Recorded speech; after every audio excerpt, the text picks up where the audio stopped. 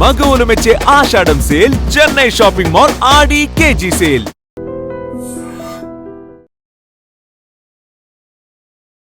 Usually అందరికీ బ్రెయిన్లో ఆలోచనలు వస్తాయి, కానీ గట్ ఫీలింగ్ అని అంటారు ఏంటి సార్?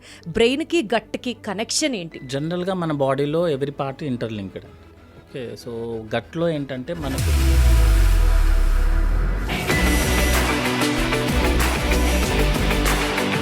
అమ్మో నేను పడిన కష్టం చాలు, మా పిల్లల్ని డాక్టర్ చేయాలనుకోవట్లేదు అనేది ఎందుకు వినిపిస్తుంది? ఒక పేషెంట్ ఏమో మనకి కాలు మీద పడిపోతారు, ఒక పేషెంట్ కాలర్ పట్టుకుంటారు. ఎగ్జాక్ట్లీ. ఇప్పుడు ఏంటంటే వర్క్ ప్రెషర్ కన్నా గట్ హెల్త్ ఎలా స్పాయిల్ అవుతుంది ఈ ఫాస్ట్ ఫుడ్స్ కానీ, కూల్ డ్రింక్స్ కానీ, ప్యాకేజ్డ్ ఫుడ్స్ కానీ తినడం వల్ల? రిఫైన్డ్ ఫుడ్, హై ఆయిల్గా ఉన్నవి, high temperature food, cold food తిన్నప్పుడు మనకి రోజు packaged food, out side food తింటే మన గట్కి ఏం కాదా మరి? మీరు పెద్ద పెద్ద రెస్టారెంట్స్ అన్నిట్లో కూడా what is this good bacteria? And ఈ గుడ్ బ్యాక్టీరియా చాలా కాస్ట్లీయా సార్? వెరీ కాస్ట్లీ మేడం, చాలా కాస్ట్లీ. ఇప్పుడు ఆల్మోస్ట్ గుడ్ బ్యాక్టీరియా కోసం కొత్త ప్రొడక్ట్స్ వెరీ కాస్ట్లీ. అంటే ఏదో మనం పేదోళ్ళు తినలేరా సార్ గుడ్ బ్యాక్టీరియా? పేదోళ్ళు తినొచ్చు మేడం మజ్జిగ, బట్ ఏంటంటే సపోజ్ పాలు పెరుగవడానికి ఒక బ్యాక్టీరియా కావాలి, అవి డైజెషన్ చేసుకున్న తర్వాత వచ్చిన చిన్నపిల్లలు కూడా ఈ డైజెషన్ ప్రాబ్లమ్స్ గురించి చెప్తున్నారు. యాజ్ యూజువల్ ఇంకా ఫోన్ అనేది సకల రోగాలకి that is the only option. అంటే గట్ హెల్త్ ని కూడా మొబైల్ ఇన్ఫ్లుయెన్స్ చేసే స్థాయిలో ఉందన్నమాట. ఫిజికల్ యాక్టివిటీ తగ్గిపోతుంది మేడం. నిద్రకి గట్ హెల్త్ కి రిలేషన్ ఉందా అండి? సార్ ఒకప్పుడుతో పోలిస్తే ఇప్పుడు ఈ గట్ ఇష్యూస్ ఎంత రేట్ పెరిగినాయి సార్ ఇండియాలో? జనరల్లీ మేము చూసిన దాంట్లో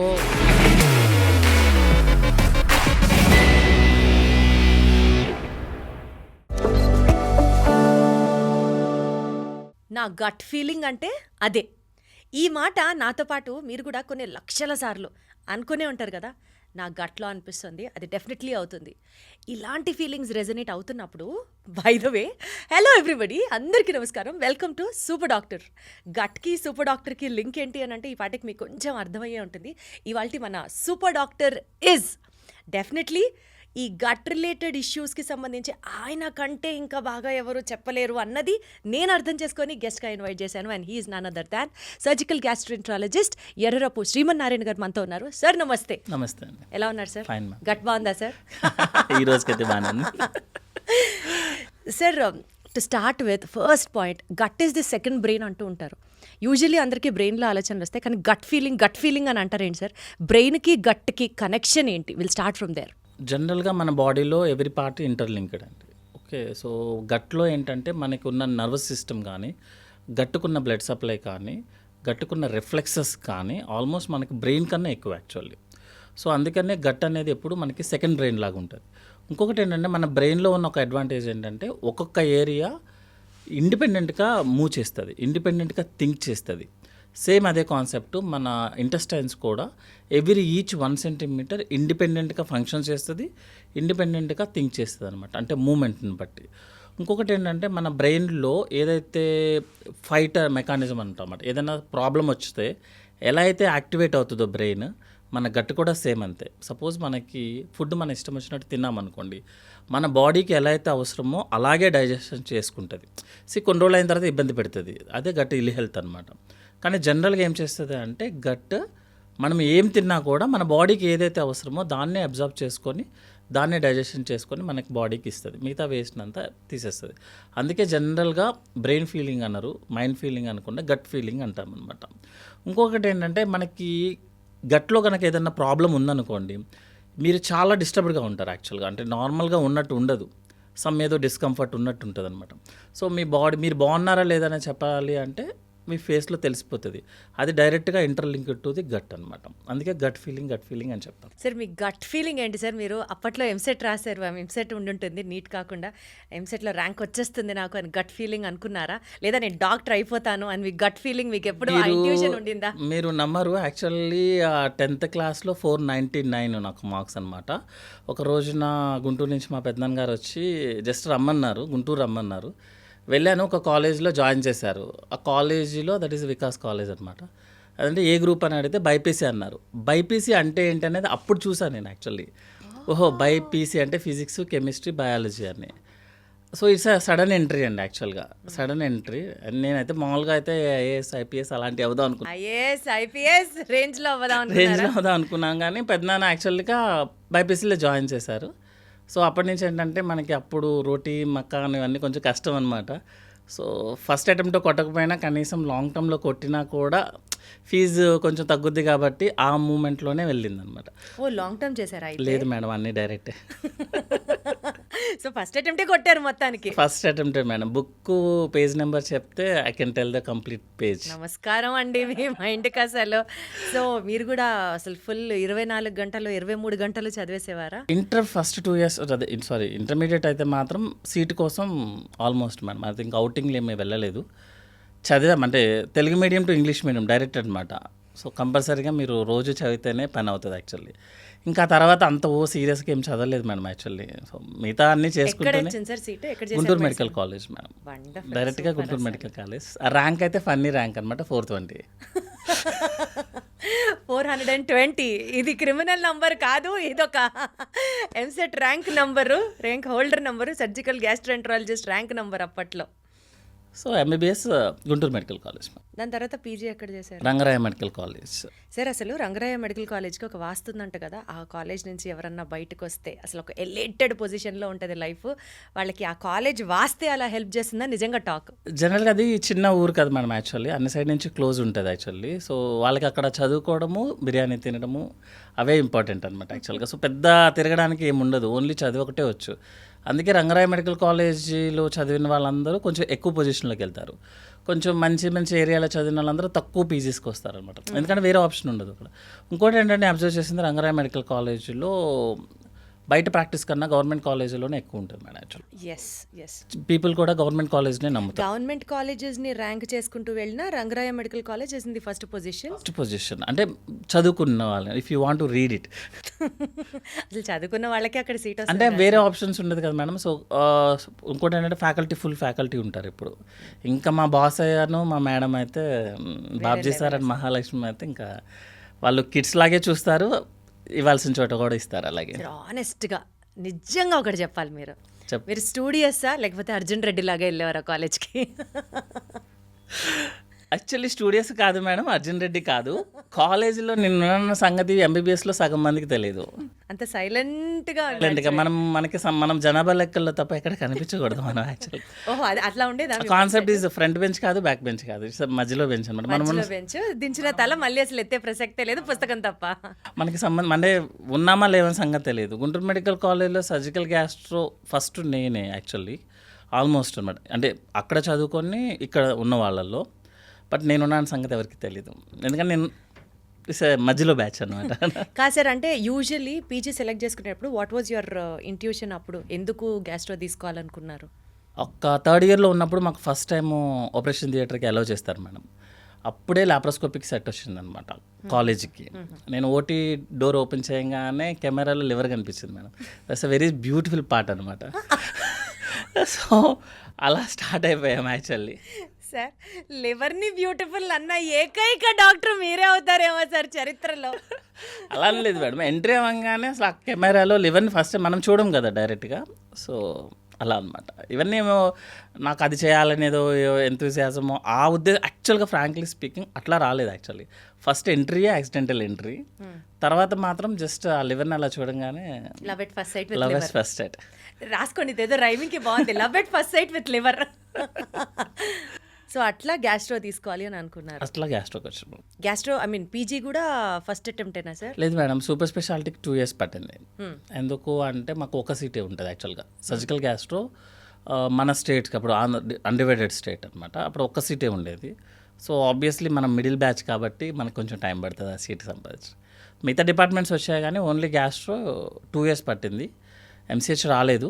సో అది డిఎన్బి అని చెప్పి నార్మల్గా యశోద హాస్పిటల్లో డిఎన్బి జాయిన్ అయిపోయాం అనమాట. సో డిఎన్బి ఆల్రెడీ ఒక 3 years పట్టింది. 3 years కోర్స్ అది యాక్చువల్లీ. అయిపోయిన తర్వాత డైరెక్ట్ ప్రాక్టీస్. సో డిఎన్బి చేశాక ప్రాక్టీస్ చేస్తూ డిఎన్బి అయిపోయిన తర్వాత డైరెక్ట్ ప్రాక్టీస్ మేడం. ఓకే.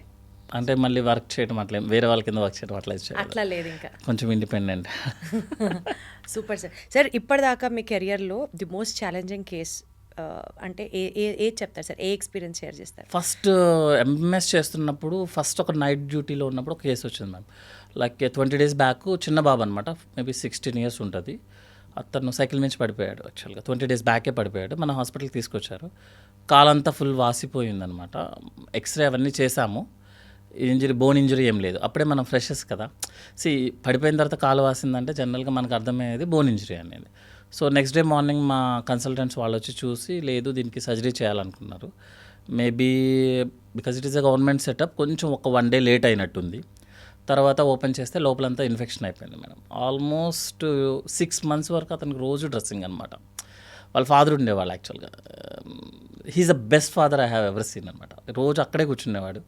ఇంకా గవర్నమెంట్ కాబట్టి అన్నీ అతనే మేనేజ్ చేసుకొని చేసేవాడు అనమాట. ఒక్క రోజున ఐ థింక్ ఫెస్టివల్ టైంలో నేను లేను, డ్రెస్సింగ్ వేరే ఆయన చేశారు. సడన్గా బ్లీడ్ అయిపోయింది. అప్పటికప్పుడు మళ్ళీ నేను లీవ్ నుంచి వచ్చేసి ఆ పేషెంట్ కాల్ తీసేసాం. యాక్చువల్లీ 6 months మేము కష్టపడినా కూడా కాల్ తీసేసాం. That is end of the game అని మేము అనుకున్నాం. యాక్చువల్ ఇంకా అయిపోయింది కదా, ఎందుకంటే 18 years బాయ్, తెలుసు కదా మాకు ఇండియాలో కాళ్ళు ఇబ్బంది అయితే ఉంటుందని. తర్వాత అతనికి ఐ థింక్ అప్పుడే స్టైఫండ్స్ వచ్చినట్టున్నాయి. స్టైఫండ్స్తో మేమందరూ యాక్చువల్గా నేనే అతనికి క్యాలిపర్స్ అన్నీ ఉంటాయి కదా, ఆర్టిఫిషియల్ అన్నీ ఇచ్చేసి బుక్స్ పెన్స్ అవన్నీ ఇచ్చి పంపించామన్నమాట. ఒక 4-5 years తర్వాత అతను బీఈడీ కంప్లీట్ చేసి ఇప్పుడు లెక్చరర్గా చేస్తూ వాళ్ళ పొజిషన్స్ ఉంటాయి కదా మేడం, మేబీ డిస్టిక్లో డిఓ పోస్టులు ఉంటాయి కదా, ఇది హీజ్ అసిస్టెంట్ డిఓ అనమాట. ఇప్పటికీ ప్రతి ఫెస్టివల్కి he will send me the message. It's all only because of you I could be in this position today. అది వెరీ సాటిస్ఫైయింగ్ మేడం, ఎందుకంటే ఇంజరీస్ అయిపోయినంత మాత్రాన అతను ఆగలేదు యాక్చువల్లీ. సో బట్ ఆ మినిట్లో ఎవరో ఒకళ్ళు మీలాగా హ్యాండ్ హోల్డ్ చేసి నిలబెట్టే ప్రయత్నం నాకన్నా వాళ్ళ father madam actually he's the real. అంటే ఎవరు వచ్చేవాళ్ళు కాదు. 6 months ఒక ఫాదర్ ఉండడం అనేది ఇట్స్ ఎ గ్రేట్ థింగ్ అనమాట. అది ఫస్ట్ యాక్చువల్లీ అంటే పేషెంట్ని లాస్ట్ మినిట్ వరకు వదలాల్సిన అవసరం లేదు అని. జనరల్గా ఇప్పుడు ఒక పేషెంట్ బ్యాడ్గా ఉన్నాడంటే మనం వదిలేస్తాం. యాక్చువల్లీ లాస్ట్ మినిట్ వరకు వచ్చిన తర్వాత ఇంకా చాలా అనిపిస్తుంది. వాడిని చూసిన తర్వాత వాడు గుర్తొచ్చినప్పుడల్లా మాత్రం నో వే. సార్ ఇప్పుడు ఈ ప్రొఫెషన్ చాలా సాటిస్ఫైయింగ్గా ఉంటుంది. One of the noblest profession వేరే ప్రొఫెషన్స్తో కంపేర్ చేస్తే. బికాజ్ మీరు చెప్పినటువంటి ఈ ఫుల్ఫిల్లింగ్ సాటిస్ఫైయింగ్ మూమెంట్స్ చాలా ఉంటాయి ఈ ప్రొఫెషన్లో. ఎందుకు సార్ డాక్టర్ కొడుకు డాక్టర్ అవ్వాలి, అమ్మో నేను పడిన కష్టం చాలు మా పిల్లల్ని డాక్టర్ చేయాలనుకోవట్లేదు అనేది ఎందుకు వినిపిస్తుంది? జనరల్గా మేడం మేము పీజీ చేస్తున్నప్పుడు, సపోజ్ నేను పీజీ ఎంబీబీఎస్ చేస్తున్నప్పుడు మా ప్రొఫెసర్స్ కానీ అసిస్టెంట్ ప్రొఫెసర్స్ కానీ పొద్దున్న 5 o'clock లెగిస్తే నైట్ 11-12 అయిపోయేది మేడం. సో ఇంకేంటంటే ప్రాక్టీస్ అని. నెక్స్ట్ ఏంటంటే అప్పుడు డాక్టరు సిస్టరే, ఇంకెవరు ఉండేవాళ్ళు కాదు మధ్యలో, ఎవరు పిఆర్ఈ సంథింగ్ ఇప్పుడు ఉన్నట్టు ఎవరు సూటు బూట్ వేసుకుని ఎవరు తిరిగేవాళ్ళు కాదు. సో వాళ్ళు ఏం చేసేవాళ్ళంటే మార్నింగ్ 5కి లెగిస్తే నైట్ 11-12 అయిపోయేది అనమాట. ఇంకా వాళ్ళు అదే ప్రొఫెషన్ ప్యాషన్తో చేసేవాళ్ళు. అప్పుడు యూజ్ చేసేవాళ్ళం మనం సేవ అనేది. డాక్టర్ అనేది ఒక సేవ, వైద్య సేవ అనేది. కానీ వాళ్ళకు వచ్చిన పిల్లలు మాత్రం ఆ ఫాదర్ని అలా చూసి ది డోంట్ వాంట్ ఇట్, అంటే అంత కష్టపడాల్సిన అవసరం ఏంటి అనేది అనమాట. ఫైనల్గా రిజల్ట్ ఎలాగో సేమ్ ఉంటుంది. అంటే ఒక పేషెంట్ ఏమో మనకి కాళ్ళ మీద పడిపోతాడు, ఒక పేషెంట్ కాలర్ పట్టుకుంటాడు. ఎగ్జాక్ట్లీ అది కామన్ మేడం. అది పాజిటివ్ నెగిటివ్ ఎప్పుడు ఉంటుంది అనమాట. సో మనం ఏంటంటే కొన్నిసార్లు ఒక సర్జరీ చేస్తున్నాను మేడం నేను ఇప్పుడు. ఒక పేషెంట్కి గాల్ బ్లాడర్ సర్జరీ చేస్తున్నప్పుడు కాంప్లికేషన్స్ ఏమవుతాయని నేను 1 to 10 ఎక్స్ప్లెయిన్ చేస్తే నేనే చేయించుకోను సర్జరీ. సో అప్పుడు ఏం చేస్తామంటే బేసిక్ చెప్పాల్సింది చెప్పేసి సర్జరీ చేసేస్తాం. ప్రీవియస్గా ఏమి ఉండేదంటే డాక్టర్ చెప్పారు అయిపోయింది, ఇంకా that is end of the game అనమాట. క్వశ్చన్స్ ఉండే కాదు, ఆన్సర్స్ ఉండే కాదు. ఇప్పుడు ఏమవుతుందంటే నువ్వు సర్జరీ అయిన తర్వాత అప్పుడు ఎందుకు చెప్పలేదు, ఇట్లా క్వశ్చన్స్ అయిపోతున్నాయి. సో స్ట్రెస్ పెరుగుతుంది. అప్పుడేమో వర్క్ టైమింగ్స్ పెరిగేవి. సో ఆబ్వియస్లీ డాక్టర్ ఇంకా తెలిసిందే కదా, ఈ వర్క్ స్ట్రెస్లో ఫ్యామిలీని పట్టించుకోకపోవడం మ్యాక్సిమం జరగదు. ఎందుకంటే 5 o'clock నుంచి 11 o'clock ఇంకా ఫ్యామిలీని ఎక్కడ పట్టించుకుంటాడు. సో అంతా మదరే చూసుకోవడము, లేకపోతే మదర్ కూడా అప్పట్లో ఓన్లీ డాక్టరే ఉండేవాళ్ళు, వైఫ్ అండ్ హస్బెండ్. ఇప్పుడంటే తగ్గింది కానీ. సో వాళ్ళు ఇద్దరు మదరు ఫాదరు ఇద్దరు హాస్పిటల్ తిరిగేవాళ్ళు. పిల్లలేమో నానమ్మో లేకపోతే పని వాళ్ళు ఎవరి దగ్గరే ఉండేవాళ్ళు. సో వాళ్ళకి ఎవర్షన్ వచ్చేసింది యాక్చువల్లీ. బట్ ఇప్పుడు ట్రెండ్ మారింది మేడం. యాక్చువల్లీ ఇప్పుడు doctors 9 to 5 job. You can say it is 9 to 5 job, happily say. ఎందుకంటే అంటే ఎమర్జెన్సీ ఉన్నప్పటికీ కూడా, ఆ పర్టికులర్ స్పెషలైజేషన్స్ ఉన్నప్పటికీ కూడా, సపోజ్ ఇప్పుడు గైనిక్ ఉన్నారనుకోండి sir, you cannot say it is a 9 to 5 job. ఎప్పుడు డెలివరీ అవుతుందో తెలియదు. ఎమర్జెన్సీ మీ ఫీల్డే తీసుకోండి సార్, ఎప్పుడు ఎమర్జెన్సీ వస్తుందో తెలియదు. But still it's 9 to 5 job sir. 9 to 5 జాబే అవుతుంది మేడం. ఎందుకు అంటే సపోజ్ మన ఇప్పుడు 9 to 5 అయిపోయింది మేడం, ఎమర్జెన్సీ వచ్చింది అనుకోండి, ఒక పేషెంట్ వచ్చి నేను వచ్చి చూసే లోపలే ఇంకొక వేరే డ్యూటీ డాక్టర్ ఉంటారు, మన అసిస్టెంట్ ఉంటారు, వాళ్ళందరూ చూసేస్తారు ఆల్రెడీ. ఒక వర్కప్ అయిపోతుంది. మనం కరెక్ట్గా ఆ టైంకి సర్జరీ అయ్యే టైంకి వచ్చి మనం ఎక్స్ప్లెయిన్ చేస్తే సరిపోతుంది యాక్చువల్లీ. సో ఇప్పుడు అంత కేవటిక్గా, అంత హెక్టిక్గా లేదు, అంత హెక్టిక్గా లేదు. కాకపోతే అప్పుడు డాక్టర్ దేవుడు. సో అప్పుడు వేరే ఆప్షన్స్ లేవు, వేరే డిస్కషన్ ఉండేది కాదు యాక్చువల్గా, ఫైనాన్షియల్ డిస్కషన్. అప్పట్లో డాక్టర్ ఈ బిల్ అంటే అదే బిల్, ఇస్ ఫ్రాంక్లీ స్పీకింగ్. ఇప్పుడు ఏంటంటే వర్క్ ప్రెషర్ కన్నా వేరే ప్రెషర్స్ ఎక్కువైపోయాయి డాక్టర్స్ దగ్గర. సో మళ్ళీ సేమ్ రౌండ్ ద క్లాక్. మళ్ళీ ఇప్పుడు పిల్లలు they don't want to become a doctors. అంటే ఏమంటారు సార్, డాక్టర్లు అవ్వద్దంటారా? వెల్కమింగ్గా లేరా డాక్టర్? నేనైతే మా ఫ్యామిలీలో ఉన్న వాళ్ళందరినీ డాక్టర్ని చేశాను మేడం. మా పెద్దనాన్న నన్ను డాక్టర్ చేశాడు. నేను మా బాబాయ్ వాళ్ళ ఇద్దరు పిల్లల్ని డాక్టర్లే చేశాము.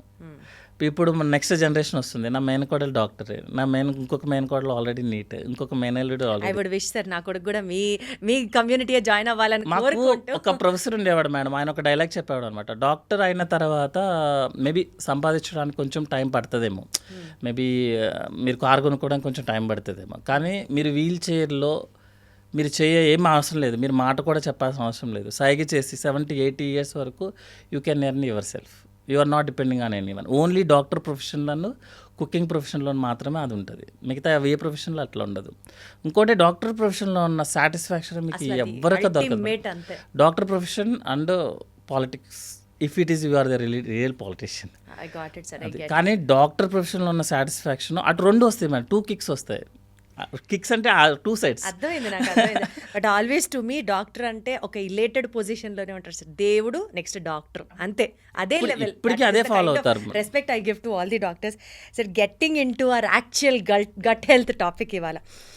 సార్ బేసికల్గా పొట్ట అని అంటే మనకి డైజెషన్, పొట్ట ఈజ్ యూస్ఫుల్ ఫర్ డైజెషన్, ఇంతవరకే నాలెడ్జ్ ఉంది. But actually what comes under gut? అసలు ఈ గట్ అంటే ఏంటి, ఎక్స్ప్లెయిన్ చేయండి సార్. బేసిక్ లేమన్ లాంగ్వేజ్ నుంచి స్టార్ట్ చేద్దాం. జనరల్గా మన మౌత్ నుంచి యానస్ వరకు ప్రతిదీ గట్ పార్ట్ కింద లెక్క మేడం. సపోజ్ మన food pipe, stomach, intestine, liver, pancreas, gall bladder, small intestine, large intestine, rectum, anus, everything is the gut part. మనం అందరూ అనుకునేది ఏంటంటే గట్ అనేది ఓన్లీ మనం తిన్నది డైజెషన్ చేసుకోవడానికి మాత్రమే పనిచేస్తుంది, వేస్ట్ అయిపోయింది మోషన్లో పంపించేస్తుంది అని మనం అనుకుంటాం యాక్చువల్లీ. బట్ అది ఆల్మోస్ట్ మీకు కిడ్నీ చేయాల్సిన ఫంక్షన్ చేస్తుంది, లంగ్ చేయాల్సిన ఫంక్షన్ కూడా చేస్తుంది. అది యాక్చువల్గా బ్రెయిన్ చేయాల్సిన ఫంక్షన్ కూడా ఉంటుంది. మీ మూమెంట్ ప్రతిదీ గట్ కంట్రోల్ అనమాట యాక్చువల్లీ. ఇంకోటి ఏంటంటే gut is the biggest endocrine organ అని చెప్తాము. ఇప్పుడు మీకు థైరాయిడ్ ఎలాగో ఎండోక్రైన్ ఆర్గానో, అట్లాగే సేమ్ బ్రెస్ట్ ఎలాగైతే ఎండోక్రైన్ ఆర్గాన్ మనం అనుకుంటామో, గట్ కూడా ఒక ఎండోక్రైన్ ఆర్గాన్ అనమాట. మనం వాటర్ కన్జర్వేషను, ఎలక్ట్రోలైట్ ప్రాబ్లము అన్నీ కూడా మనకి గట్ కంట్రోల్లో ఉంటుంది. అంటే గట్ అనేది మనం తిన్నదే జస్ట్ డైజెషన్ కాదు, ఎలక్ట్రోలైట్స్ కోసం గట్టే. నెక్స్ట్ టైం న్యూరో ట్రాన్స్మిటర్స్ అంటాం అనమాట. ఎందుకంటే ఇప్పుడు లేటెస్ట్ గైడ్లైన్స్ ఏంటంటే గట్కి మైగ్రేన్కి రిలేషన్ ఉంది, గట్స్కి సీజర్స్ అటాక్కి రిలేషన్ ఉంది. నెక్స్ట్ ఏంటంటే hormone production, growth production, everything is under gut. అంటే బ్రెయిన్ నుంచి పీపుల్కి గట్ వస్తుంది. అందుకే కదా మేడం, ఇప్పుడు సపోజ్ మీరు బ్రెయిన్ స్ట్రోక్ వచ్చింది, పేషెంట్ కంప్లీట్లీ ఫ్లాట్, ఏ ఫంక్షన్స్ ఏముండవు, బట్ స్టిల్ ఈజ్ లివింగ్. ఎట్లా లీవ్ అవుతున్నాడు మేడం, ఏ బేసిస్లో లీవ్ అవుతున్నాడు? Because is gut is functioning, because it is the neuron systems, అందుకే సెకండ్ బ్రెయిన్ అవుతుంది అనమాట. సో ఒక్క సింపుల్ ఫంక్షన్ కాదు, it's a multiple function base చేసుకొని గట్ యాక్టివేట్ అవుతుంది యాక్చువల్లీ. సార్ ఇప్పుడు మనసులో బాగా స్ట్రెస్ ఉంది అనుకోండి సార్, పొట్ట అప్సెట్ అవుతుందా? మన మైండ్ బాగా యాక్టివ్గా ఉంటే బవల్ కూడా బాగా యాక్టివ్లో ఉంటుంది మేడం. సో దాన్ని ఐబిఎస్ ప్రాబ్లం అంటాం, అంటే ఇరిటబుల్ బవల్ ప్రాబ్లం అనమాట. మన మైండ్ ఎక్కువ చేస్తే ఎంట్రోసెఫాలిక్ సర్క్యులేషన్ అని చెప్తారు మేడం. అంటే బ్రెయిన్ ఎక్కువగా యాక్టివ్ ఉంటే బవల్ బాగా యాక్టివ్గా ఉంటుంది. మన ఫిజికల్ మజిల్ ఎక్కువ యాక్టివ్గా ఉంటే మన బవల్ ఓన్లీ 1 episode మాత్రమే పాస్ చేస్తుంది అనమాట. So more mental activity, more bowel movements అనమాట. More mental activity, more bowel. మీరు నార్మల్గా ఏం చేస్తారంటే ఈ షేర్ మార్కెట్స్లో ఉండేవాళ్ళు, because they use the 9 to 5 brain maximum వాడేస్తారు. సాఫ్ట్వేర్లో ఉండేవాళ్ళు బికాజ్ మ్యాక్సిమం వాడేస్తారు వాళ్ళు, ఎందుకంటే ఆ మినిట్లో ఎక్కువ బ్రెయిన్ యూస్ చేస్తేనే అతను ఫంక్షన్ చేయగలడు. వైట్ కాలర్స్ ఉంటారనమాట, నార్మల్గా గ్రేడ్ 1 ఎంప్లాయీస్ అంటారు, వైట్ కాలర్ జాబ్స్, వాళ్ళు బ్రెయిన్ ఎక్కువ వాడతారు, బాడీని తక్కువ వాడతారు. అంటే జస్ట్ లేమ్యాన్ పర్సన్లో యూజ్ చేయాలంటే ఎగ్జాక్ట్లీ సార్. వాళ్ళకి ఏంటంటే ఐబిఎస్ అని ఒక ప్రాబ్లం వస్తుంది మేడం, ఇరిటబుల్ బౌల్ సిండ్రోమ్ అనమాట. దానికి మెడిసిన్స్ ఏమి ఉండవు, మళ్ళీ ఆ బ్రెయిన్ని నార్మల్ చేయడమే మెడిసిన్స్ అనమాట. మీరు ఎప్పుడైతే యాక్టివిటీ తగ్గించుకుంటారో ఆటోమేటిక్గా ఈ ప్రాబ్లం తగ్గుతుంది.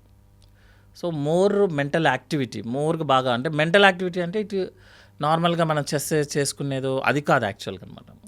అంటే ఎక్కువ స్ట్రెస్, వర్క్ అని తిరగటము, ఇంకోటి ఏంటంటే కంపారిజన్స్, ఇవన్నీ చేసినప్పుడు మనకి మెంటల్ వేరే స్ట్రెస్ లెవెల్స్లోకి వెళ్తాం కదా, వాళ్ళకి బవల్ మూమెంట్స్ ఎక్కువ ఉంటాయి.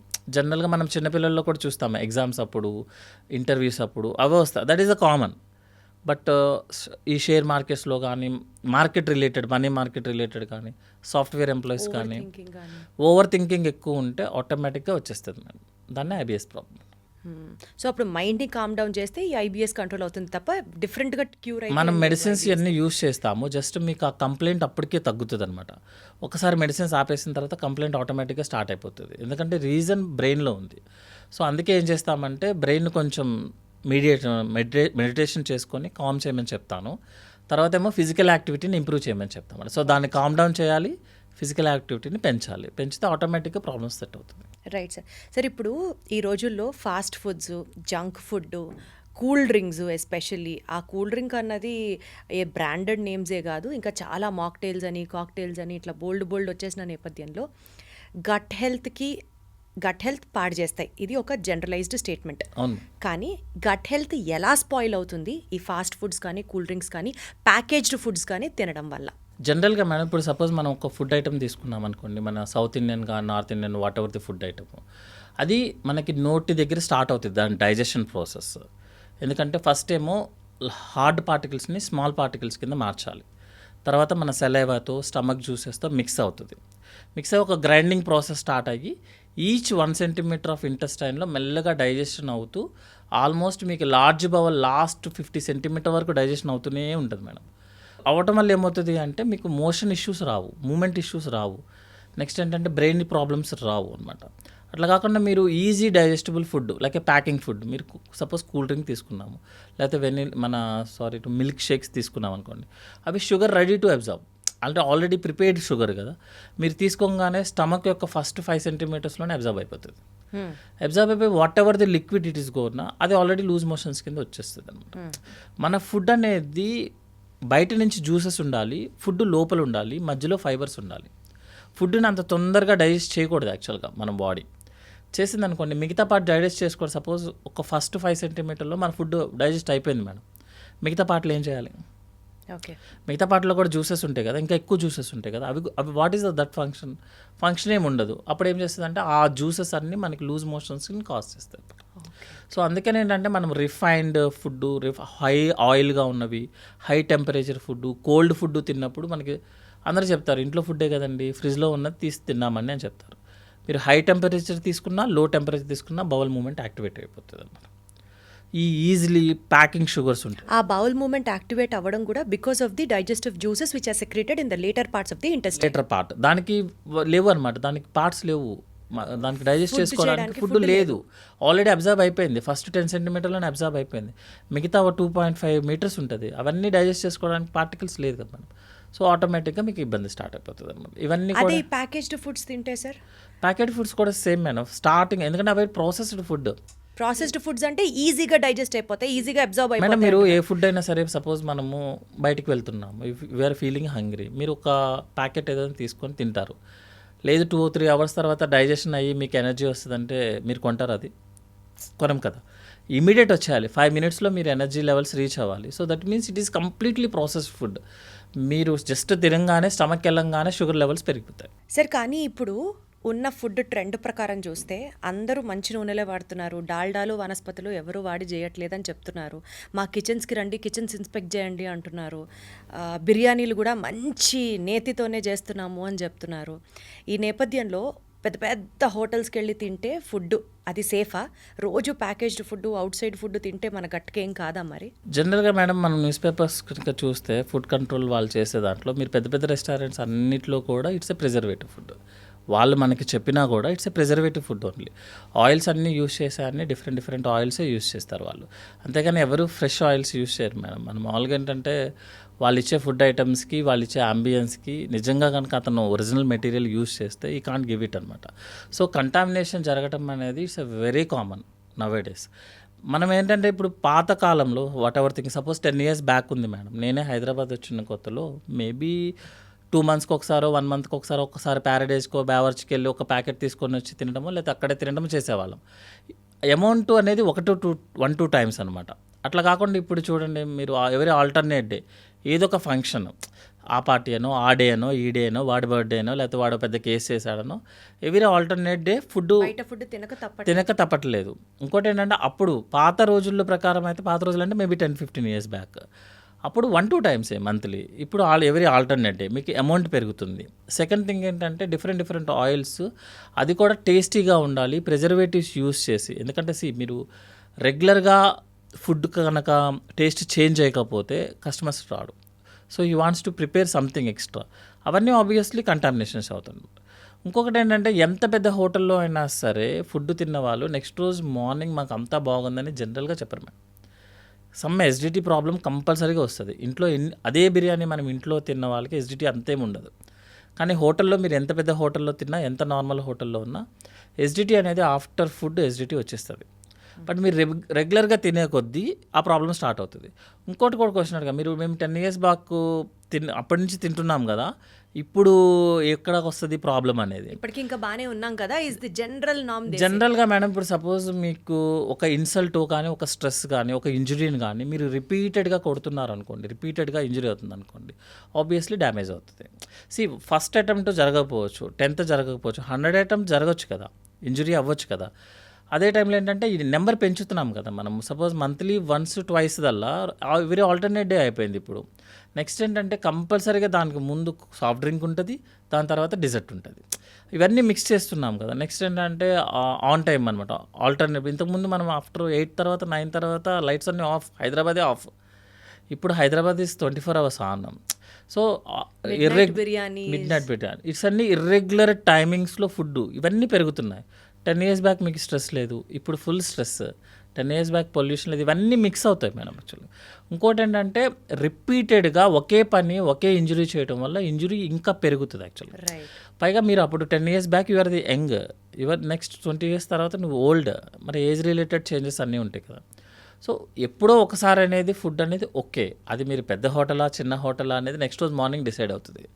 సో ఆన్ ద టైం అయితే మాత్రం బయట ఫుడ్ మ్యాక్సిమం అవాయిడ్ చేయడమే బెటర్. ఏదైనా పార్టీ బేసిస్ అయితే దట్స్ ఓకే.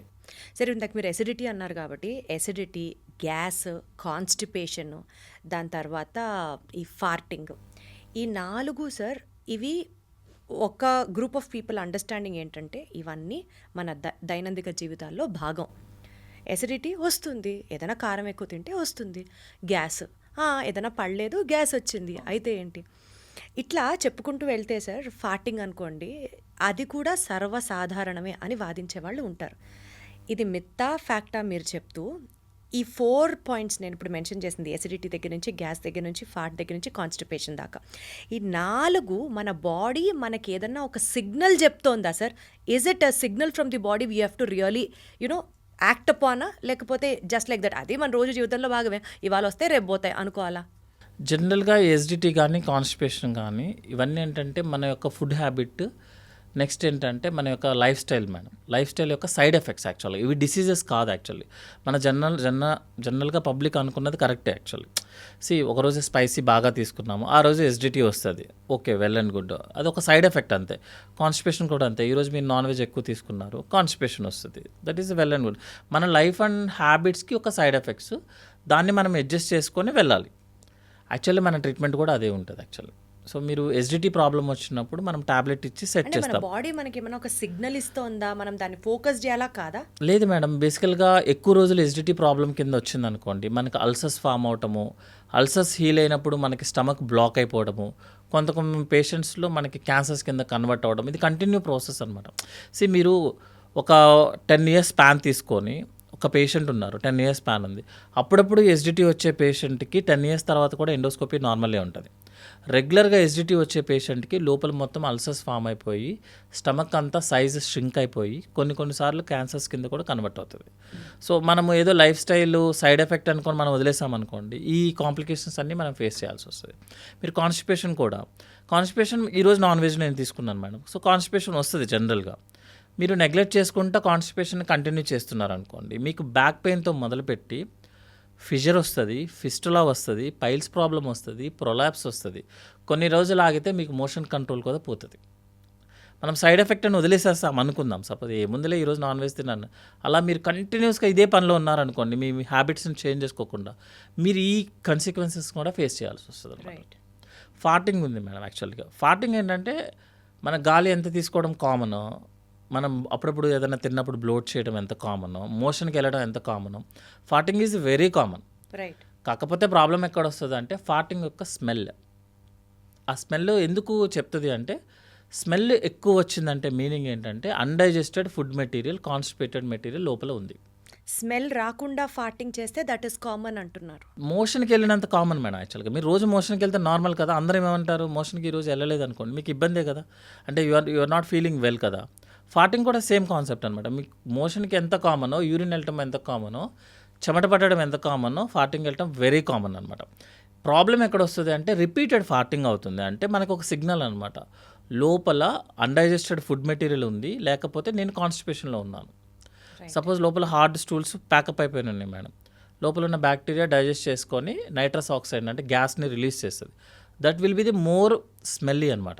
ఇట్ విల్ మనకు అది చెప్తుంది అనమాట, లోపల డైజెషన్ సరిగ్గా అవ్వటం లేదు అని చెప్పేదే ఫార్టింగ్ కాదు యాక్చువల్గా, బ్యాడ్ ఫార్టింగ్ అనమాట. అంతే తప్పించి ఫార్టింగ్ ఈజ్ వెరీ కామన్. అది వెళ్ళకపోతే నిజంగా కొంతమంది ఇప్పుడు సపోజ్ నేను ఫార్ట్ చేస్తాను కామన్గా, ఇంట్లో పిల్లలందరూ నవ్వుతారనమాట, ఏ బ్యాడ్ స్మెల్ వస్తుందని. మామూలుగా నేనే చెప్తాను అనమాట మా వాళ్ళకి అనమాట, మీరు ఒక రోజు కనుక మనకు ఫార్టింగ్ చేయలేదనుకోండి సర్జరీకి వెళ్ళాల్సి వస్తుంది. ఎందుకంటే మూమెంట్ ఆగిపోయింది. మీరు మోషన్కి I can go motion by my own. సపోజ్ నేను మోషన్కి ఇప్పుడు వెళ్దాం అనుకున్నాను అనుకోండి, వెళ్ళొచ్చు, కానీ ఫార్ట్ చేయాలంటే చేయలేము. ఫార్ట్ అనేది మన బవల్ మూమెంట్ వస్తేనే ఫార్టింగ్ అవుతుంది. సో ఫార్టింగ్ అనేది మన హెల్త్ హ్యాబిట్ యాక్చువల్గా. అది స్మెల్ ఎక్కువ వస్తేనే problem actually. Got it sir. Sir ఇప్పుడు చాలామంది బ్రేక్ఫాస్ట్ని స్కిప్ చేస్తారు. అది ఇంటెన్షనల్గా డైట్ని రెగ్యులేట్ చేయడానికి కావచ్చు, ఆర్ ఇంటర్మిటెంట్ ఫాస్టింగ్లో భాగం కావచ్చు, ఆరెల్స్ ఇందాక మనం మాట్లాడుకున్నట్లుగా ఈ మిడ్ నైట్ బిర్యానీలు, లేట్ నైట్ పార్టీస్, ఇవన్నీ బ్రేక్ఫాస్ట్ని స్కిప్ చేయడం దగ్గర నుంచి మిడ్ నైట్ ఫుడ్ తీసుకోవడం వరకు మన గట్టే మనకు కన్ఫ్యూజ్ అయిపోతుందా సార్? వీళ్ళు ఎప్పుడు ఫుడ్ తింటారో ఎప్పుడు ఫుడ్ తింటారో అర్థం కాదు అని పనిచేయడం ఆపేస్తుందా, or is that really a big problem? Madam జనరల్గా మన హ్యూమన్ బీయింగ్ కానీ యానిమల్స్ దగ్గర నుంచి స్టార్ట్ చేసిన హ్యూమన్ బీయింగ్లో మన జీన్స్ అన్నీ ఆల్రెడీ ఫిక్స్ అయి వస్తుంది అనమాట. సపోజ్ మీకు మార్నింగ్ 4 to 5 జ్యూస్ రిలీజ్ అవ్వాలంటే మీరు తినండి, తినకపోండి, జ్యూస్ రిలీజ్ అయిపోతుంది. మీరు తింటే ఆ ఫుడ్ని డైజెస్ట్ చేస్తుంది, మీరు తినలేదనుకోండి అది లోపల ఉన్న పేగులను డైజెస్ట్ చేసుకుంటుంది. సో మనం ఫిక్స్ చేయడానికి లేదు మేడం. మీరు ఇప్పుడు ఇండియాలో ఉన్నాం మేడం మనం యాక్చువల్గా. మనకి ఎందుకు వస్తుంది 9 o'clock to 10 o'clock ఏం చేసినా నిద్ర వచ్చేస్తుంది. Cycle is fixed. ఎందుకంటే 12 hours డే టైము, తర్వాత 9 o'clock to 10 o'clock మేబీ 11, 12 ఆటోమేటిక్గా మీరు అవసరం ఉన్నా లేకపోయినా మీకు నిద్ర వస్తుంది. That is means cycle is fixed. Morning లేకగానే మోషన్కి వెళ్ళడం, యూరిన్కి వెళ్ళడం, that is cycle is fixed కదా. మీరు కొత్తగా ట్రై చేశారు, లోపల ఆల్రెడీ హార్మోన్స్, జ్యూసెస్ దాని టైం ప్రకారం వచ్చేస్తుంది, రిలీజ్ అయిపోతుంది. మీరు ఫుడ్ ఇవ్వకపోతే డైజెషన్ చేసుకోకుండా ఏదైతే మెటీరియల్ ఉందో లోపల దాన్ని డైజెస్ట్ చేసుకుంటుంది. సో అంతేగాని బాడీ మనం తిన్నదాన్ని బేస్ చేసుకొని జ్యూసెస్ రిలీజ్ అవ్వడం జరగదు madam. Already timings are fixed. Morning 4 to 5 like animals morning 4 to 5 తింటారు. డైజెస్టివ్ జ్యూసెస్ సెక్రెట్ అయ్యే టైంకే మనం తినాలి. మనం ఇష్టం వచ్చినప్పుడు తిన్నాం కదా అని అంటే సిస్టమ్ డ్యామేజ్ అవుతుంది. సిస్టమ్ డ్యామేజ్ అయిపోతుంది. మనం సపోజ్ 4 to 5 అనేది ఫిక్స్డ్ మేడం ఆన్ రఫ్ యావరేజ్గా అనమాట. మనం మార్నింగ్ బ్రేక్ఫాస్ట్ 7 to 8లో క్లోజ్ చేస్తే ఓకే డైజెషన్ అవుతుంది. లేదు దానికి మెటీరియల్ లేదు, full juices, liver juice release అయిపోయింది, ప్యాంక్రియాటిక్ జ్యూస్ రిలీజ్ అయిపోయింది, ఎవరిని డైజెస్ట్ చేయాలి? అది నేను డైటింగ్లో ఉన్నాను కదా అని చెప్పి ఇంటర్మీడియట్ ఫాస్టింగ్ అనే ఒక టెక్నికల్ మంచి పాష్ వర్డ్ యూజ్ చేశాను. Early dinner 7 o'clock dinner, 6 to 7 o'clock. ఇంకా సూర్యుడు కూడా వెళ్ళడు, అప్పుడే డిన్నర్ చేసేస్తాం మనం. అక్కడి నుంచి మీరు ఆల్మోస్ట్ బ్రంచ్ అనుకుంటుంది, దాని పేరు 12 o'clock. ఈ మధ్యలో ఉన్న gap is 16 hours without any food. ఈ జ్యూసెస్ అన్నీ ఎక్కడికి వెళ్ళి డైజెస్ట్ చేయాలి మేడం? ఎవరిని తినాలి? సార్ మీరు ఇలా అంటున్నారు the so called research studies, doctorate studies, ఇవి నాకు ఎగ్జాక్ట్గా నేను చెప్పకపోయినా దాని తాత్పర్యం చెప్తున్నాను సార్. ఇంటర్మిటెంట్ ఫాస్టింగ్ చేసేటప్పుడు డైజెస్టివ్ జ్యూసెస్ అన్ని సెక్రీట్ అయినప్పుడు గట్లో ఉండేటువంటి సెల్స్లో ఉన్న mitochondria it starts eating up the toxic substances or the toxic waste in the body so that autophagy చేస్తుంది. సో దట్ టాక్సిన్స్ అన్ని బాడీలోంచి వెళ్ళిపోవడం కాకుండా people will start looking younger. That's the beauty secret అని కొంతమంది ప్రచారం చేస్తున్నారు. I don't know if it's right are you have to tell me. Madam medical ఏంటిది అంటే మనం సాఫ్ట్వేర్ లాగా ఉండదు యాక్చువల్గా. ఇట్స్ మనిషికి వేరీ అవుతుంటుంది, రీజన్స్కి వేరీ, రిలీజన్ బేస్డ్ వేరీ, మన ఫ్యామిలీ బ్యాక్గ్రౌండ్ వేరీ, ఎన్విరాన్మెంటల్ ప్రకారము ఒక డ్రగ్, నార్మల్ డ్రగ్, రెగ్యులర్ డ్రగ్గే అది ఎలా యాక్షన్ చేస్తుంది అనేది ప్రతి మనిషికి చేంజ్ అవుతూ ఉంటుంది.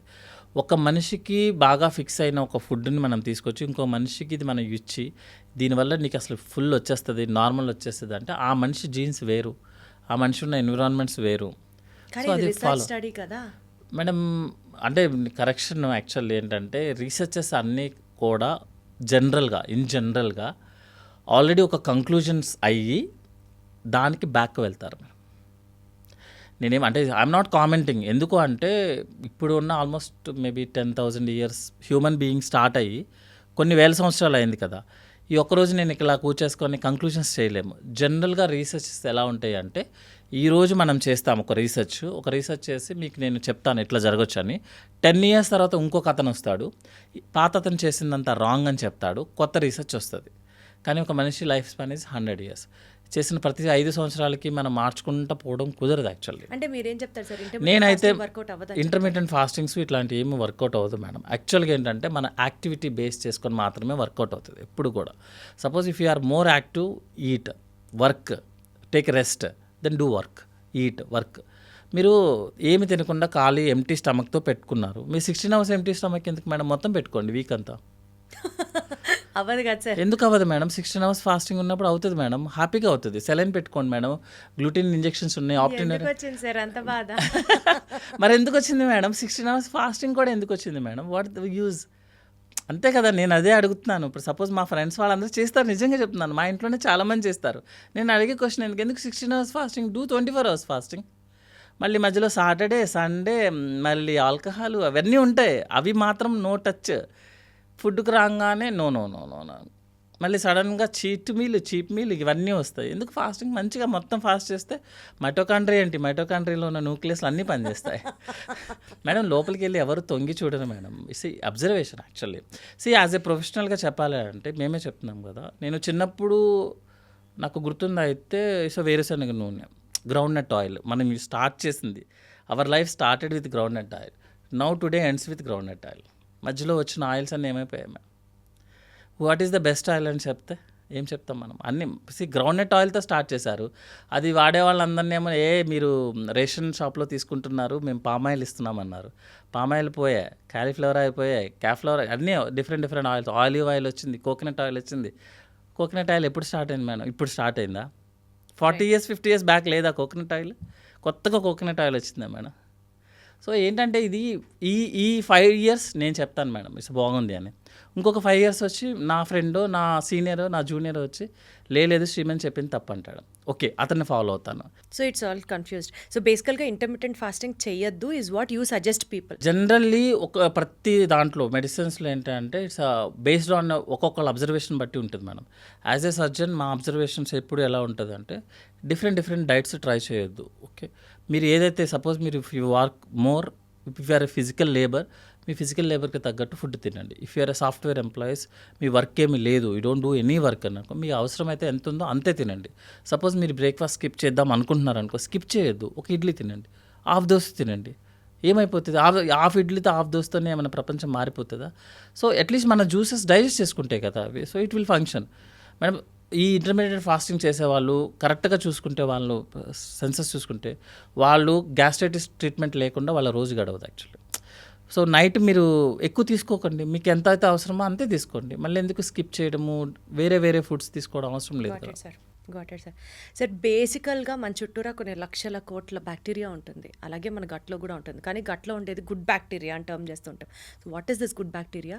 అండ్ ఈ గుడ్ బ్యాక్టీరియా చాలా కాస్ట్లీయా సార్? వెరీ కాస్ట్లీ మేడం, చాలా కాస్ట్లీ. ఇప్పుడు ఆల్మోస్ట్ గుడ్ బ్యాక్టీరియా కోసం కొత్త అదే కదా, ప్రొడక్ట్స్ అదే వెరీ కదా, కాస్ట్లీ. Very costly. అంటే ఏదో మనం పేదోళ్ళు తినలేరా సార్ గుడ్ బ్యాక్టీరియా? పేదోళ్ళు తినొచ్చు మేడం మజ్జిగ, బట్ ఏంటంటే మా మజ్జిగ తాగకూడదు మేడం, మజ్జిగ తాగకూడదు, పెరుగు తినకూడదు. ఆల్ వేగన్స్, ఆ కాన్సెప్ట్ ఒకటి వస్తుంది. యాక్చువల్గా ఏంటంటే మేడం, మన ఇంటెస్టైన్లో స్మాల్ బౌల్ నుంచి స్టార్ట్ చేసుకుంటే రెక్టమ్ కోలాన్ వరకు ఏంటంటే మనకి బ్యాక్టీరియా ఉంటుంది. ఎందుకు ఇది ఉంటుంది అంటే మన ఫుడ్ డైజెషన్ మొత్తం, మీకు సపోజ్ పాలు పెరుగవడానికి ఒక బ్యాక్టీరియా కావాలి, లేకపోతే మీరు ఏ ప్రోడక్ట్ యూస్ చేసినా పాలు ఎప్పటికీ పెరుగవదు, ఆ బ్యాక్టీరియా వేస్తేనే పెరుగవుతుంది. సేమ్ అదేంటంటే డైజెషన్ చేస్తుంది. మన బాడీలో కూడా సేమ్ టైప్ ఆఫ్ బ్యాక్టీరియాస్ ఉంటాయి అనమాట మన డైజెస్ట్ అవ్వడానికి. నెక్స్ట్ ఏంటంటే అవి డైజెషన్ చేసుకున్న తర్వాత వచ్చిన బై ప్రోడక్ట్తో మన లార్జ్ బౌల్లో ఉన్న లోపల లేయరు హెల్తీగా ఉంటుంది. మన లార్జ్ బౌల్లో కానీ స్మాల్ బౌల్ కానీ మనకు లోపల ఒక లేయర్ ఉంటుంది మేడం, దానికి ఫుడ్ మన మోషన్లో నుంచే వస్తుంది. అందుకనే ఏం చేసే వాళ్ళమంటే, ఒకప్పుడు మేము 10 years బ్యాక్ ఏంటంటే ఏదైనా అబ్డామినల్ సర్జరీ చేయాలి అంటే ఎనిమా ఇచ్చేవాళ్ళం. ఇప్పుడు హార్డ్లీ ఎవరికి ఎనిమా ఇవ్వట్లేదు. మీరు ఎవరినైనా నార్మల్గా ఉన్న సర్జరీ చేయించుకున్న వాళ్ళు అడగండి, ఎవరికి ఎనిమా ఇవ్వము. ఎందుకంటే మన మోషన్ ఈజ్ వెరీ ఇంపార్టెంట్. చాలామంది ఏం చేస్తున్నారంటే కింద నుంచి ఎనిమాలు ఇచ్చేసి ఆ మోషన్ మీ గట్ క్లీన్ చేస్తాము అంటున్నారు. యాక్చువల్గా మనకి మోషన్ లోపల ఉండాలి, బట్ ఎక్కువ కాదు, ఉండాల్సినంత అమౌంట్ ఉంటేనే మనకి గట్టున్న లోపల లేయర్ హెల్తీగా ఉంటుంది. అందుకనే మనము ఎనిమాలు కూడా ఇవ్వట్లేదు సర్జరీ అయిపోయిన తర్వాత. ఆ బ్యాక్టీరియా డైజెస్ట్ చేసుకొని, మోషన్లో ఉన్నది డైజెస్ట్ చేసుకొని మనకి లేయర్కి మనకి న్యూట్రియంట్స్ ఇస్తుంది. అంత ఇంపార్టెంట్ యాక్చువల్గా అనమాట.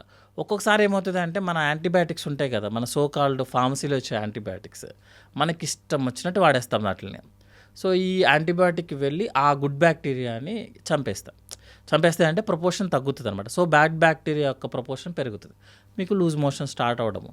అవి చేయడం కోసం మనం ప్రోబయాటిక్స్ ఇస్తాం అనమాట. ప్రోబయాటిక్స్ అనేది బ్యాక్టీరియాని కల్టివేట్ చేయడం కోసం మళ్ళీ ప్రోబయాటిక్ ఇస్తాం, మనమే చంపేస్తాము, మనమే ఇస్తామన్నమాట. ఇప్పుడు లేటెస్ట్ ఏంటంటే మీ దగ్గర గుడ్ బ్యాక్టీరియా లేదు కదా, మేము టెస్ట్ చేసిన తర్వాత అందులో మీకు గుడ్ బ్యాక్టీరియా కనిపించలేదు అనుకోండి, మేము క్యాప్సూల్ రూపంలో మేము ఇస్తామంట. ఎగ్జాక్ట్లీ.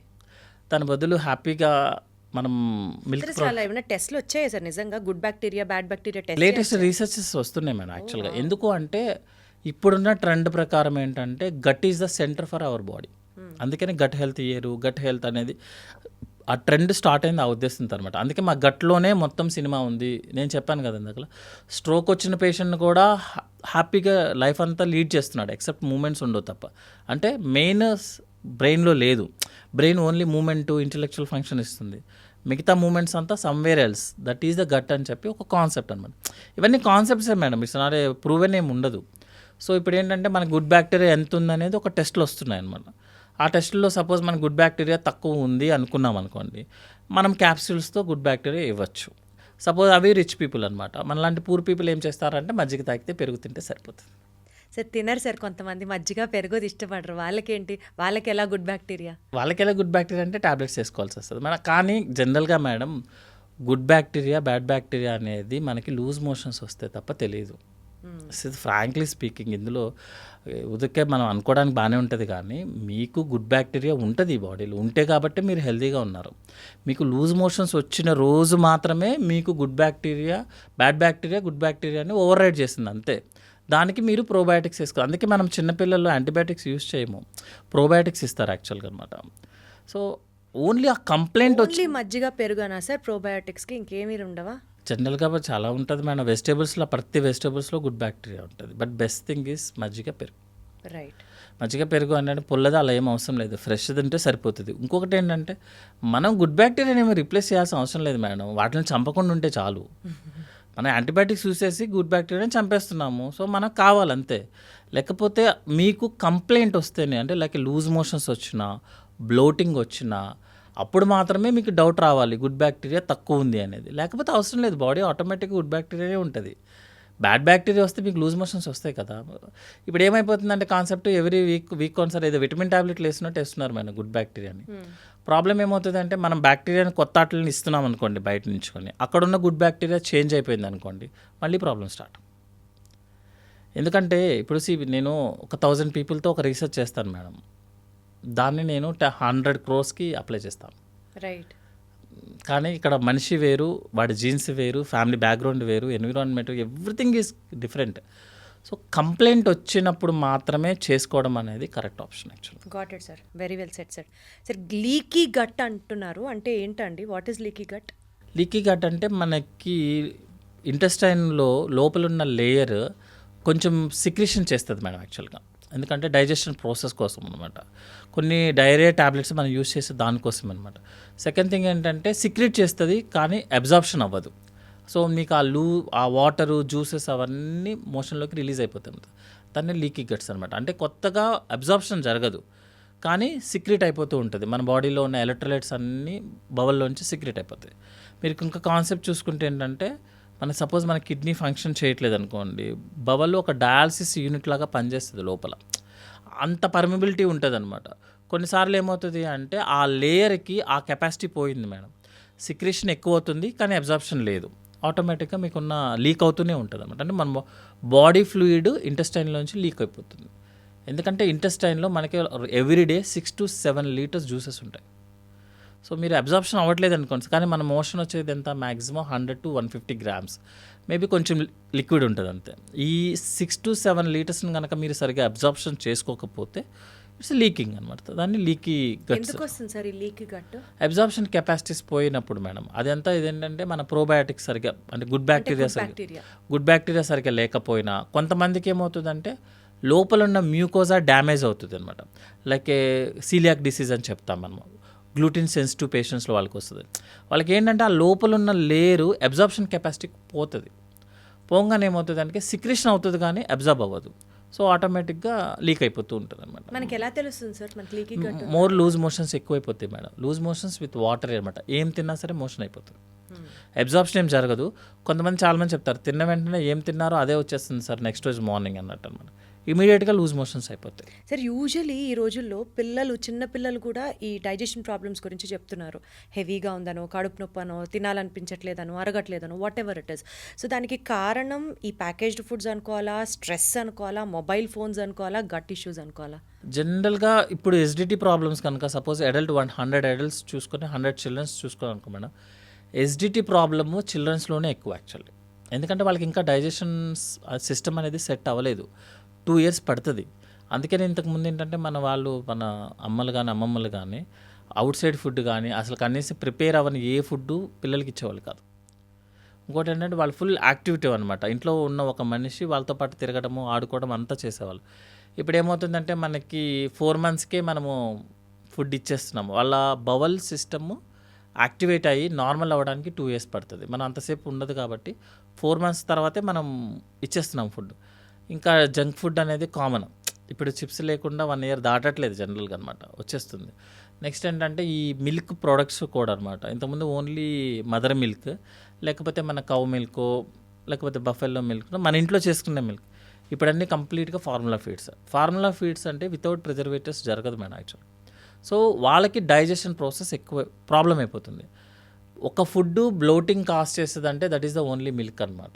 ఎందుకంటే మిల్క్ ఈజ్ ద యానిమల్ నుంచి వచ్చిన ప్రోడక్ట్ కదా, మన బాడీ అప్పుడప్పుడు డైజెస్ట్ చేసుకోలేదు. ఇండియాలో ఒక సెన్సెస్ ఏంటంటే 25 to 25% పీపుల్లో మనకి మిల్క్ డైజెస్ట్ అవ్వదు. సో వాళ్ళని ఏం చెప్తామంటే మీరు మిల్క్ని అవాయిడ్ చేయమని చెప్తారన్నమాట. కొంతమందికి వీటి డైజెస్ట్ అవ్వదు, సో వాళ్ళని అవాయిడ్ చేయమని చెప్తారు. ఇప్పుడు చిన్నపిల్లల్లో కూడా సేమ్ అనమాట. కొంతమందికి మిల్క్ డైజెషన్ అవ్వదు, వాళ్ళ బాడీలో లేదు, అది ఆ జీన్ లేదు. సో మనం అవాయిడ్ చేయమని చెప్తాము. యాజ్ యూజువల్ ఇంకా ఫోన్ అనేది అన్నిటికి సకల రోగాలకి that is the only option. You name it the disease, it will cause that disease. Gut హెల్త్ని కూడా మొబైల్ ఇన్ఫ్లుయెన్స్ చేసే స్థాయిలో ఉందన్నమాట. గట్ హెల్త్ అది సేమ్ మేడం. మీరు సపోజ్ మూమెంట్ లేదు, అదొక మేబీ ఒక రీల్లో అనుకుంటా, ఏం ఆడుకోవట్లేదంటే అమ్మ ఫోన్ ఇవ్వట్లేదు అన్నట్టు మీరు ఆ ఫిజికల్ యాక్టివిటీ తగ్గిపోతుంది మేడం, మొబైల్ యాక్టివిటీ పెరిగిపోతుంది. అంటే కూర్చొని ఆడటమే కదా దాని పని, కూర్చొని చూడటమే కదా, ఆబ్వియస్లీ గట్ హెల్త్ డిస్టర్బ్ అవుతుంది. సెకండ్ థింగ్ ఏంటంటే ఇప్పుడు వచ్చిన లేటెస్ట్ ట్రెండ్స్, ఆ రీల్స్ ఏవైతే ఉన్నాయో ఫ్రాక్షన్ ఆఫ్ సెకండ్స్లో వచ్చే వీడియో వల్ల మనకి మైండ్ చాలా యాక్టివ్లో ఉండాలి, హ్యాపీ అవుతుంది, చాలా యాక్టివ్గా ఉంటుంది అనమాట. ఏమైపోతుంది నెక్స్ట్ మినిట్ నెక్స్ట్ ఇంకో రీల్ వస్తూనే ఉంటుంది అనమాట. దానివల్ల ఏంటంటే bowel same mental activity stress పెరుగుతుంది, బవల్ ప్రాబ్లమ్స్ వస్తాయి. రెండు connection madam, you name it, mobile will cause that disease. కాటెడ్ సార్. సార్ ఒకప్పుడుతో పోలిస్తే ఇప్పుడు ఈ గట్ ఇష్యూస్ ఎంత రేట్ పెరిగినాయి సార్ ఇండియాలో? జనరల్లీ మేము చూసిన దాంట్లో 40% ఇంక్రీజ్ అయితే ఉంది మేడం ఇన్ జనరల్. అంటే 100 పేషెంట్స్ చూస్తే 40-50% పేషెంట్స్ గ్యాస్ట్రైటిస్ కాన్స్టిపేషన్ కామన్.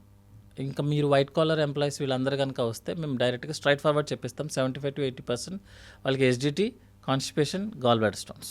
ఒకప్పటితో పోలిస్తే చాలా పెరిగిపోయిందంట. చాలా పెరిగింది మేడం, ఆల్మోస్ట్ 2-3 టైమ్స్ పెరిగింది. మేము అంటే ఇప్పుడు I think 8 years back career start చేసినప్పుడు ఇప్పటికి గ్యాస్ ప్రాబ్లం అనేది కామన్ అయిపోయింది. డ్రగ్స్ కూడా మీకు ఇంతకుముందు ప్యాన్ అని ఒక చిన్న pan maybe Razo what ever the thing simple ట్యాబ్లెట్తో పని అయిపోయేది. బ్రేక్ఫాస్ట్కి ముందు వేసుకుంటే గ్యాస్ ట్యాబ్లెట్ అంటే బ్రేక్ఫాస్ట్కి ముందు వేసుకుంటే సరిపోయేది పని. ఇప్పుడు ఎలా అయిపోయిందంటే దాన్ని 2 times వాడాలి, మళ్ళీ దాంతోపాటు సిరప్ 3 సార్లు వాడాలి. వాడితే కానీ కంట్రోల్ అవ్వట్లేదు గ్యాస్ ప్రాబ్లం. ఎందుకు అంటే సివియారిటీ కూడా పెరిగిపోతుంది యాక్చువల్గా అనమాట. సో నేను as a personal experience last 10 yearsలో ఆల్మోస్ట్ 2-3 అయింది కంప్లైంట్స్. సో యూజువల్గా ఎసిడిటీ ప్రాబ్లం ఉంటే ఈనో కలుపుకొని తాగేయడమో లేకపోతే పెంటాప్రజోల్ వేసేసుకోవడమో అది ఎవరికి వాళ్ళు చేసుకోవడం అంటే అట్ సిచ్యువేషన్స్ చేస్తూనే ఉంటారు. కానీ how safe is it sir? జనరల్గా మనం ప్యాన్ టాబ్లెట్స్ కానీ జనరల్గా మోర్ దెన్ 15 days కన్నా ఎక్కువ వాడొద్దని చెప్తాం మనం. తర్వాత ఏం చేస్తామంటే ఎవ్రీ 3rd day, ఎందుకంటే ఆ ట్యాబ్లెట్ 3 days పనిచేస్తుంది. సో ఎవ్రీ 3rd day వాడమని చెప్తాం. మోర్ దాన్ 6 months మాత్రం వాడొద్దనే చెప్తాం. ఎందుకంటే ఇన్ని రోజులు కంటిన్యూ అవుతుందంటే మనం లైఫ్ హ్యాబిట్స్ మార్చుకోవట్లేదు, స్ట్రెస్ చేంజ్ చేయట్లేదు. ఎందుకు అంటే ఆ ట్యాబ్లెట్ ఏం చేస్తుంది అంటే మేడం ఎస్జిటి సిక్రీట్ చేసే సెల్ని ఆపుతుంది. మనం ఏమనుకుంటున్నాము ఎస్జిటి వల్లే డైజెషన్ అవ్వదు అనుకుంటాము. అసలు మన స్టమక్లో యాసిడ్ లేకపోతే మీకు అసలు డైజెషనే అవ్వదు. మీరు డైజెషన్ అవ్వట్లేదని అది ఎస్జిటి అనుకొని ట్యాబ్లెట్ ఇచ్చారు. యాసిడ్ ఆగిపోతుంది, డైజెషన్ అవ్వదు, మీరు ట్యాబ్లెట్ వేస్తారు, యాసిడ్ ఆ సైకిల్ని తిప్పుతూనే ఉంటాం అనమాట. అట్లా కాకుండా లైఫ్ స్టైల్ మార్చుకొని డైట్ మార్చుకొని మన స్ట్రెస్ లెవెల్స్ చేంజ్ చేసుకొని మీకు అవసరమైనప్పుడు ట్యాబ్లెట్ వేసుకోవడం తప్పలేదు. ఇంకా ఈనో సోడా అంటారా, మీకు ఇమీడియట్ రిలీఫ్ వస్తుంది యాక్చువల్గా దానివల్ల. సపోజ్ నేను ఈనో వాడాను అనుకో, దాంట్లో సోడా బైకార్బ్ ఉంటుంది, లేక వాషింగ్ సోడా టైప్ అనమాట. సోడా బైకార్బ్ ఉంటుంది, లోపల ఉన్న యాసిడ్తో ఇటు రియాక్ట్ అయ్యి కార్బన్ డైఆక్సైడ్ రిలీజ్ చేస్తుంది, తేన్పు వస్తుంది. అప్పుడు మన ఫీలింగ్ ఏంటంటే అబ్బా తగ్గిపోయింది, ఎందుకంటే గ్యాస్ అని మనం అనుకుంటున్నాం కదా, అది బయటికి తీసేస్తే అయిపోయింది అనుకుంటాం. కరెక్ట్గా చెప్పాలంటే ఎస్జిటి గ్యాస్ ప్రాబ్లం అంటే స్టమక్లో గ్యాస్ ఉండదు మేడం. స్టమక్లో అసలు మీకు గ్యాస్ ఉండదు. అదేంటంటే యాసిడ్ లెవెల్ వల్ల మనకి స్టమక్ ఆ ఫీలింగే గ్యాస్ ఫీలింగ్ అనమాట. అంతే తప్పించి లోపల గ్యాస్ ఉండదు. మీకు ఏదైతే తేనుపులు తీసి మీరు బయటికి తీస్తున్నారో అది జస్ట్ ఒక రియాక్షన్ వల్ల వచ్చిన గ్యాస్, అంటే మీరే ఇచ్చి మీరే తీస్తున్నారు బయటికి. ఎంత తప్పు చేస్తున్నాం సార్ తెలియకుండా. అసలు రిటర్న్ వచ్చేటప్పుడు ప్రాబ్లం అక్కడ వస్తుంది అది మేడం. యాక్చువల్గా రిటర్న్ గ్యాస్ రిలీజ్ అయ్యేటప్పుడు దాంతోపాటు రియల్ యాసిడ్ని పైకి తీసుకొస్తుంది. ఓపెన్ చేసినప్పుడు రియల్ యాసిడ్ పైకి, అది మనకి ఫుడ్ పైప్ని డ్యామేజ్ చేస్తుంది. సో కంటిన్యూస్గా యూనో యూస్ చేయడం కానీ సోడా యూస్ చేయడం కానీ ఇస్ ద బ్యాడ్ బిహేవియర్ యాక్చువల్గా. సో ఎందుకంటే ప్రతి కెమికల్కి ఒక సైడ్ ఎఫెక్ట్, ఒక ఫంక్షన్ ఎలా అయితే ఉందో దానికి సైడ్ ఎఫెక్ట్ కూడా ఉంటుంది.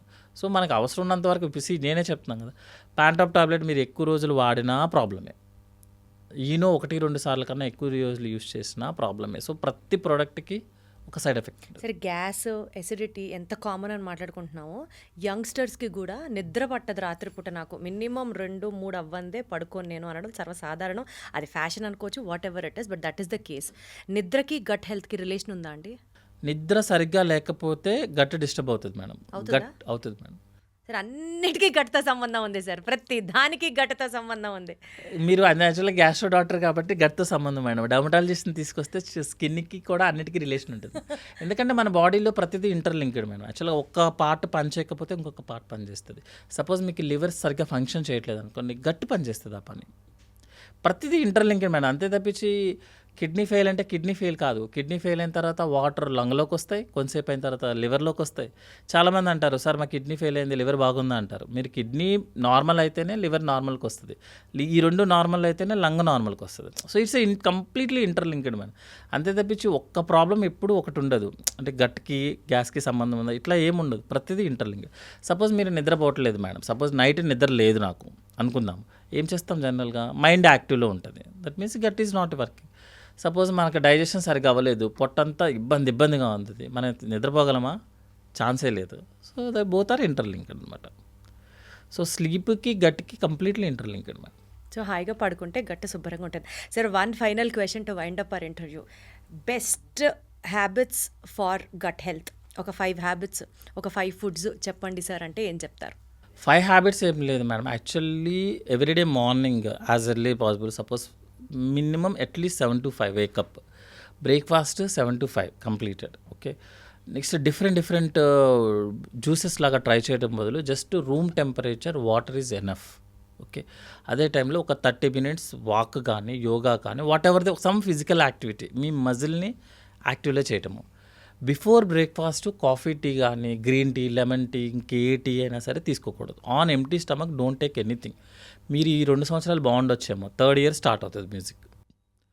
తర్వాత వర్క్ ప్రెషర్ని ఏదైనా సరే, సపోజ్ యాజ్ ఎ డాక్టరే ఉన్నాను అనుకోండి, వన్స్ మేము ఉన్నప్పుడు మేజర్ సర్జరీకి ఎవరైనా సర్జన్ వెళ్ళాడంటే అతను సాయంత్రానికి వచ్చేటప్పటికి గ్యాస్ ప్రాబ్లం రావాల్సిందనమాట.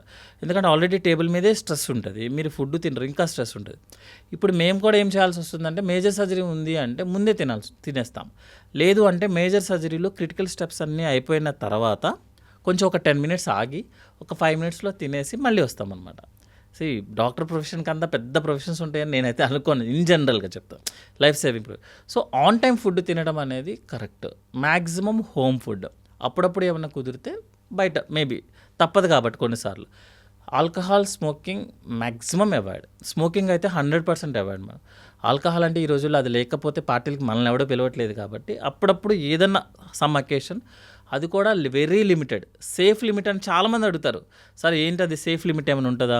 నేను ఓన్లీ బీరే తాగుతాను, బీర్లో ఏముండదుగా, బ్రీజర్లో ఏది ఉంటుందా, సమ్ ప్రొడక్ట్స్ పేర్లు చెప్తారు. ఏదైనా ఆల్కహాల్ ఈజ్ ఆల్కహాల్ అనమాట. సో ఎంతైతే లిమిటెడ్గా అయితే అంత. స్మోకింగ్ అయితే కంప్లీట్లీ అవాయిడ్. నెక్స్ట్ ఏంటంటే all 3 meals, breakfast, lunch, dinner కంపల్సరీగా తీసుకోవాల్సిందే. అమౌంట్ అనేది మీరు డిసైడ్ చేసుకోండి, ఏ ఫుడ్ తింటారనేది మీరే డిసైడ్ చేసుకోండి, కానీ you have to have you have to have it.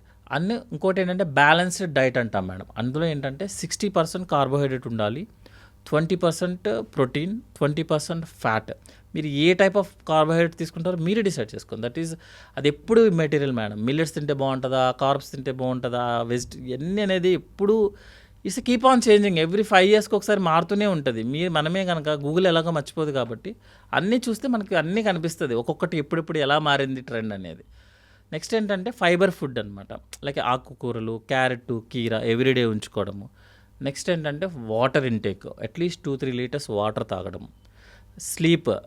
స్లీప్కి ఫుడ్కి మధ్యలో అట్లీస్ట్ ఒక 2 hours గ్యాప్ ఉండటం. ఫోన్కి స్లీప్కి మధ్యలో అట్లీస్ట్ 3 hours గ్యాప్ ఉండటము. నెక్స్ట్ ఏంటంటే ఫ్యామిలీ. ఇప్పుడు మీరు అన్నారు కదా ఎట్లా ఇదంతా డాక్టర్ ఇదంతా, ఫ్యామిలీ సపోర్ట్స్ లేదే ఎవ్వరు ఎక్కడికి వెళ్ళరు. సో ఫ్యామిలీకి కొంచెం టైం ఇచ్చి what ever the thing is చూసుకోవడము. స్లీప్కి ఒక 2 hours గ్యాప్, మంచిగా స్లీప్, గుడ్ స్లీప్ చేసుకొని నెక్స్ట్ రోజు morning same routine, morning to evening routine చేస్తే జనరల్గా ప్రాబ్లమ్స్ రావు మేడం. ఒకవేళ వస్తే ఏంటంటే ఇమీడియట్ అలర్ట్ అనమాట. ఫస్ట్ రోజు మీరు కొన్ని రోజులు మెడిసిన్స్ యూస్ చేస్తారు, తర్వాత అవ్వట్లేదు అనుకోండి, గో డాక్టర్, ఎక్స్పర్ట్ ఒపీనియన్ తీసుకోండి. చాలామంది వాళ్ళే డయాగ్నోసిస్ చెప్పేస్తారు, మాకు పైల్స్ ప్రాబ్లం ఉంది, గ్యాస్ట్రిక్. అట్లా కాకుండా వెళ్ళండి, ఫస్ట్ మీ ప్రాబ్లమ్ని ఎక్స్ప్లెయిన్ చేయండి. ఫస్ట్ డాక్టర్ కొంచెం అటు ఇటుగా ఉంటారు, ఎందుకంటే ఒక్కొక్కళ్ళకి 100 మంది పేషెంట్స్ ఉంటారు, కొంచెం హడావుడి ఉంటుంది. ఒకరికి 10 మందే ఉంటారు, కొంచెం సాఫ్ట్గా మాట్లాడతారు. అంతే తప్పించి డిఫరెన్స్ ఏముండదు. మీ కంప్లైంట్ చెప్పండి, అందరూ వింటారు. వినేసిన తర్వాత ఒక ఒపీనియన్ ఉంటుంది, ఫాలో అవ్వండి. తగ్గకపోతే అప్పుడు అడగండి. అదే కానీ జనరల్గా రాగానే బయటకు వచ్చి గూగుల్ కొట్టేవాళ్ళు ఉన్నారు మేడం యాక్చువల్గా. సో ఇవన్నీ చేస్తే జనరల్గా గట్ హెల్త్ అనేది ఇంపార్టెంట్. బట్ గట్ హెల్త్ అనేది కొత్తగా వచ్చిన టాపిక్ కాదు, అదేమీ గ్రీక్ అండ్ లాటిన్ వర్డ్ కాదు, మజ్జిగ పెరుగులోనే ఉందంతా. అంతా మజ్జిగ పెరుగులోనే ఉంది. దాంతో కంక్లూడ్ చేద్దాం. Conclude. Right sir, thank you so much, wonderful information. And complicated సబ్జెక్ట్ని కూడా చాలా ఈజీగా లేమన్కి అర్థమయ్యే భాషలో చెప్పారు. Thank you so much. Thank you.